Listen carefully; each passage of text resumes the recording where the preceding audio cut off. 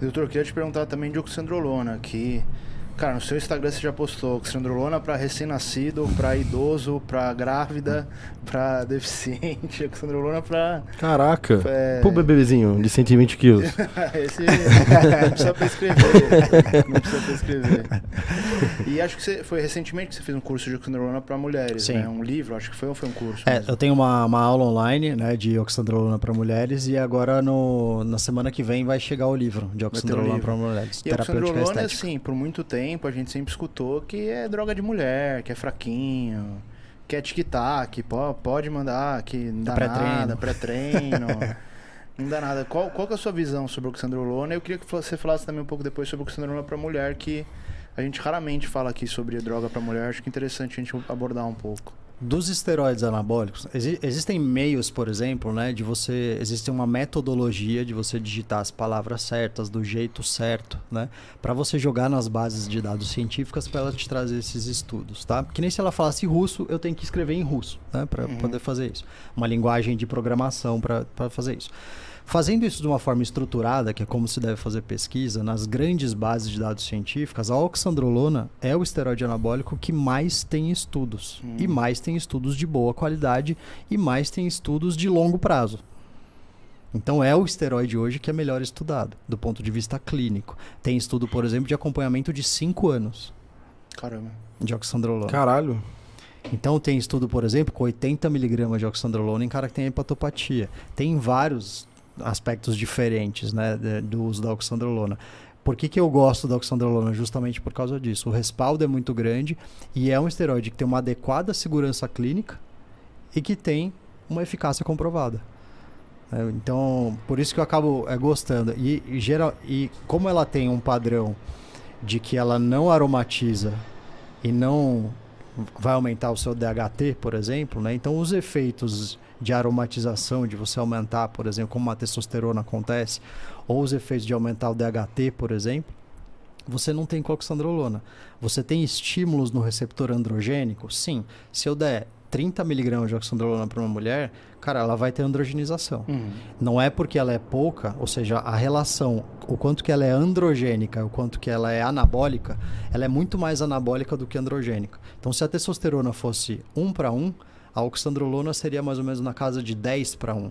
Então, por isso que ela é usada em idosos, por isso que é usada em criança, por isso que é usada em mulheres, justamente porque são populações que você não pode androgenizar e que você também não pode, por exemplo, aumentar o estrogênio, por exemplo, na pós-menopausa. Se aumentar o estrogênio da mulher, você pode favorecer um câncer de mama, por exemplo, né? Então, é mais por isso, assim, né? E a galera acha que a oxandrolona, por ser seguro, por você ter comprovação, que também é balinha. Você fala, cara, não é bem assim também. Você pegar... O pessoal chama de low dose 10 mg para mulher.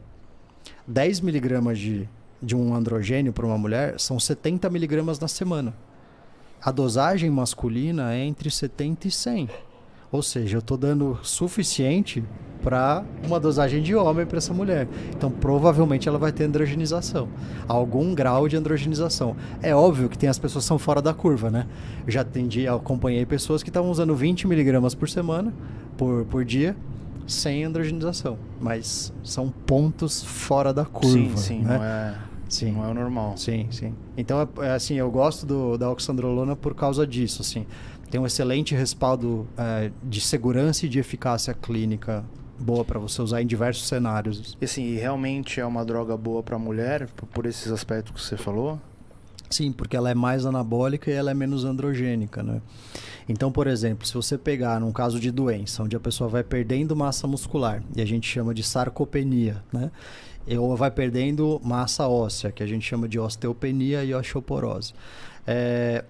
Eu tenho, às vezes, fases da vida, por exemplo, na pós-menopausa, que eu não poderia dar estrogênio para essa mulher, porque eu posso favorecer um câncer de mama.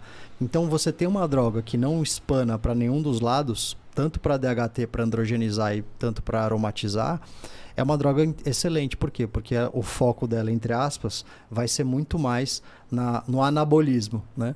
E você vai ter menos efeito colateral. Então, eu acho que é uma droga que, sim, para mulher, para criança, tem muito estudo com criança. Mas como que usam para criança? Para crescimento, por exemplo. Ah, é? Por quê? Justamente Será por causa que tá tarde disso. pra tentar, bebezinho? Não, acho que dá pra ganhar uns 5 centímetros aí, cara. Um GH junto, né? Então, porra, aí vai dar bom, hein? Quando a criança não... Quantos UI, doutor? UI não. Vamos medir em quilo, você pega, por exemplo, a criança, a menina que menstrua cedo, que ela tem os seus aumentos dos níveis hormonais, ela fecha as placas de crescimento, né? O menino que entra na produção de testosterona mais cedo, ele também vai ficar mais baixinho. Então, tanto a testosterona quanto o estradiol, eles vão aumentar essa sua formação óssea, vamos dizer assim, essa maturação óssea. Só que quando você está crescendo, o anabólico ele vai aumentar a sua capacidade de crescimento sem espanar para nenhum dos lados, sem aumentar testo, sem aumentar estrogênio. Então, você tem com crianças com déficit de crescimento estudos grandes, com dosagens pequenas, obviamente, mas que você tem aumento da altura final dessas pessoas, né? Caramba, não sabia que usava para crescimento. Tem bastante. Também não sabia o que disso, mais não. tem estudo para oxandrolona é em queimados. Isso eu já vi bastante. Já ouvi falar. Síndrome de Turner, que é uma doença genética, que tem também déficit de crescimento, e para déficit de crescimento. Um dos primeiros estudos de oxandrolona é de 1962, que é com crianças que naquela época eles chamavam de mongoloides, que é o síndrome de Down. Né? Para crescimento, porque o síndrome de Down tem uma estatura mais baixa, para crescimento em crianças com síndrome de Down, com uma adequada segurança clínica. Ela trabalha de 1960 e pouco, né? Ou seja, mais de 50 anos atrás já tem essa documentação.